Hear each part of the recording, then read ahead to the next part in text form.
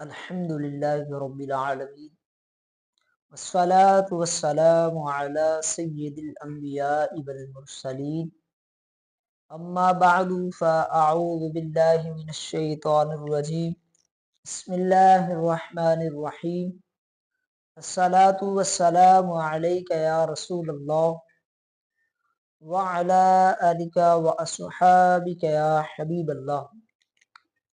السلام علیکم ورحمۃ اللہ وبرکاتہ۔ میرے ناظرین، میں امید کرتا ہوں آپ سب خیریت سے ہوں گے۔ اللہ پاک آپ سب کو سلامت رکھے اور ہمیشہ مسکراتا رکھے۔ میں آج ایک مرتبہ پھر ایک نئے موضوع کے ساتھ آپ کی خدمت میں حاضر ہوا ہوں۔ میرا جو آج کا موضوع ہے یہ رمضان المبارک کے 3 ضروری کام جو ہمیں کرنے چاہیے، اس کے بارے میں انشاءاللہ الکریم میں گفتگو کروں گا۔ رمضان المبارک صرف روزے رکھنے کا نام نہیں، بھوکے پیاسے رہنے کا نام نہیں۔ ماہ رمضان المبارک میں ایسے اور بھی کام ہے جن کو ہم بجا لائیں تو ہماری زندگی بدل سکتی ہے۔ ہم اپنے لیے آخرت کے لیے ذخیرہ کر سکتے ہیں اور اپنی مغفرت کے لیے ذریعہ بنا سکتے ہیں اور جہنم سے آزادی کا ذریعہ بنا سکتے ہیں۔ چلے آئیں اب ہم 3 کام سنتے ہیں۔ نمبر 1، زیادہ سے زیادہ دعا کریں۔ حدیث پاک میں ہے کہ روزے دار کی دعا رد نہیں کی جاتی۔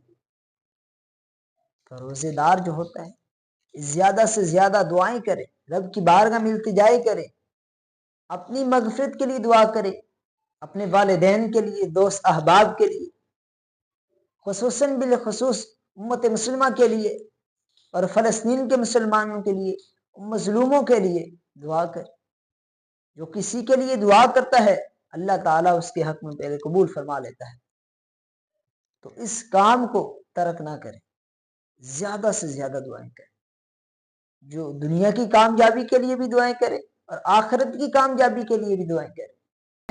آپ کو حسن ظن ہے کسی کے بارے میں کہ اس کی دعا قبول ہوتی ہے، آپ اس سے دعا کروائیں، اپنی بخشش کی دعا کروائیں، اپنے رزق میں برکت کے لیے دعا کریں۔ نمبر 2، صدقہ و خیرات۔ صدقہ و خیرات اس مہینے میں زیادہ کریں اور اپنے لیے آخرت کے لیے ذخیرہ بنائیں اور اپنے لیے صدقہ جاریہ کریں۔ پیارے آقا علیہ الصلوۃ والسلام نے فرمایا کہ جب بندہ مر جاتا ہے نا تو اعمال سارے منقطع ہو جاتے ہیں، صرف 3 اعمال ایسے ہیں جو منقطع نہیں ہوتے، جو قبر میں بھی ہمارے لیے کام آتے ہیں۔ ایک صدقہ جاریہ اور ایک ایسا علم جس سے نفع اٹھایا جا سکے، اور تیسرا نیک اولاد جو اس کے لیے دعا کرے۔ تو صدقہ جاریہ، صدقہ خیرات کریں، آپ اپنی زکوٰۃ نکالیں، غرباء اور مسکین لوگوں کو دیں، یتیموں کو دیں، خصوصاً بالخصوص یتیموں کو دیں، وہ بھی ماہ رمضان مبارک کو اچھے طریقے سے خوشیوں میں گزار سکے۔ آپ ان کے لیے اسباب پیدا کریں۔ حضور علیہ الصلوۃ والسلام بی بی عائشہ صدیقہ رضی اللہ تعالی عنہا فرماتی ہے کہ حضور جیسے ماہ رمضان مبارک تشریف لاتا تو آپ اتنی سخاوت فرماتے۔ آپ کی سخاوت کا عالم یہ تھا کہ جس طرح تیز آندھی نہیں چلتی، تیز ہوا چلتی ہے، اس سے بھی زیادہ حضور علیہ الصلوۃ والسلام سخاوت فرماتے تھے۔ غرباء اور مسکینوں اور یتیموں کا خیال رکھنے والے تھے۔ ہم بھی اس کام کو کریں اور اپنے لیے صدقہ جاریہ کریں، اپنے لیے مغفرت کا ذریعہ بنائیں، غرباء کی دعائیں لیں۔ تیسرا کام، شب قدر تلاش کریں۔ جیسے آخری اشرا تشریف لائے، طاق راتوں میں آپ زیادہ سے زیادہ عبادات میں مشغول ہو جائیں، عبادت کریں۔ آخری اشرے میں ایک رات ایسی ہے جو 1000 مہینوں سے افضل رات ہے، اسے شب قدر کہا جاتا ہے۔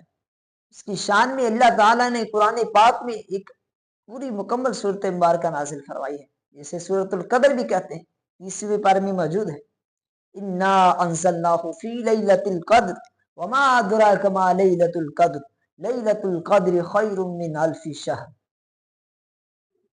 اتنی فضیلتوں والی رات ہے، اس کو ضائع نہ کریں، کو تلاش کریں، آپ کوشش کریں کہ آخری عشرے میں اعتکاف بیٹھیں، اللہ تعالیٰ کو راضی کرنے والے کام کریں، شب قدر تلاش کریں، اس میں دعائیں کریں۔ اللہ تعالیٰ کی بارگاہ میں دعا ہے ہمیں شب قدر نصیب فرمائے۔ اگر آپ کو میری ویڈیو اچھی لگی ہو، ویڈیو کو لائک کریں اور میرے چینل کو سبسکرائب کریں اور دوسرے مسلمان بھائیوں تک شیئر کریں۔ کمنٹس میں بتائیں آپ کو میری ویڈیو کیسی لگی، اور آپ ان تینوں پر عمل کرنے کی نیت کرتے ہیں، آپ اپنی نیت کا اظہار کریں۔ آمین بجاہ خاتم النبی الامین صلی اللہ تعالی علیہ وآلہ وسلم۔